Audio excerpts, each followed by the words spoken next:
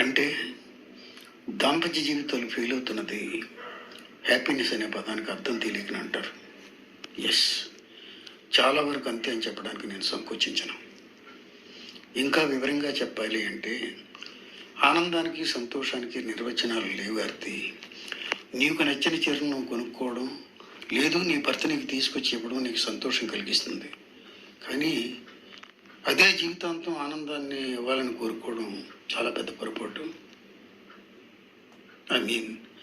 ఆనందం అనేది బాహ్యం కాదు, మన అంతరంగానికి సంబంధించింది. నీ చుట్టూ ఉన్న ప్రపంచం నుంచి నువ్వు ఏరుకోవాల్సిందే.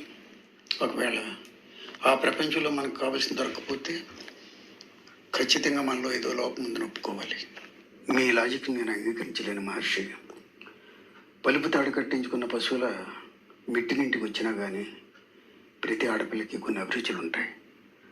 అతడు రాగం అయితే తన తాళం కావాలని, అతడి పాట అయితే తన పల్లవి కావాలని, అతడి భాష అయితే తన భావం కావాలని చాలా ఆశలు ఉండొచ్చు. అంత గొప్ప అనుభూతి దక్కకపోయినా కనీసం తన మనిషినన్న విషయాన్ని అతడు గ్రహిస్తే చాలని అనుకోవడం దురాశ కాదుగా. పండు వెన్నుల్లో డాబా మీద కూర్చొని ఒక వెలుగు రేఖ నా చెంపను తాకినప్పుడు అది చూస్తూ కాళిదాసులా కవిత్వం చెప్పాలని నేను కోరుకోలేదు. గార్డెన్లో నడుస్తూ దేవదేవం భజే అన్న అన్నమాచార్య కీర్తన నేను హిందోళంలో పాడితే అమాంతం హక్కుని చేర్చుకుని అభినందించాలని నేను కలలు కనలేదు. కనీసం నాకు ఇష్టమైన కనకాంబరం రంగు చీర కట్టుకొని జడలో కనకాంబరాలు తురుముకొని నా భర్తకు అందంగా కనిపించాలనుకున్న రోజు నువ్వు బాగున్నావని ఒక్క మాట అతడంటే చాలని కోరుకున్నా. ఎప్పుడో ఈ అపరాత్రి వేళను నా కనుపాపల నుంచి జారిపడ్డ కన్నీళ్ళకు కారణం అడగకపోయినా లాలనగా అశ్రువులు తుడిచినా చాలు అతను నలిగిపోవాలని ఆశించాను. కనీసం ఒక స్నేహితుడైతే చాలు అనుకున్నాను. నా కోరికలు అంత అసాధారణమైనవి కావు మహర్షి. నేను గోదావరి గలగలల గురించి మాట్లాడితే తను కృష్ణమ్మ అందాలని పొగడాలని, నేను అజంతా శిల్ప నైపుణ్యం గురించి చెప్తుంటే తను ఎల్లోరా చిత్ర సౌందర్యం గురించి మాట్లాడాలని, నేను అనంతగిరి గురించి మాట్లాడితే తను అలకనంద గురించి చెప్పాలి. నేను కోనసీమ అందాలను వర్ణిస్తే తను కాశ్మీర్ గురించి మాట్లాడాలి.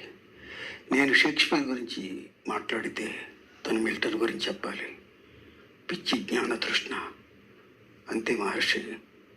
నా భర్త నుంచి కోరుకుంది అదే, అనుభూతుల కోసం ఆరాటం.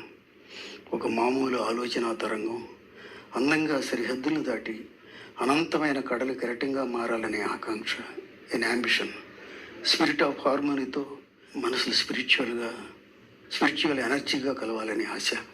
మీరు నమ్మరు మహర్షి, మీ పరిచయం తర్వాత ఈ ప్రపంచం మీద, దీన్ని సృష్టించిన దేవుడి మీద నాకు నమ్మకం ఏర్పడింది. అమావాస్య చీకటే కాదు, పౌర్ణమి వెన్నెలు ఎందుకుందో, నయాగరా జలపాతాలకి, మానస సరోవరాలకి అర్థం ఏమిటో, నిశీది కిటికీ ఆవలి, నైట్ క్వీన్ సువాసనలకి భావం ఏమిటో అనుభవంలోకి వచ్చింది. అనుభవం క్షణం కావచ్చు, కానీ అనుభూతి శాశ్వతమేగా.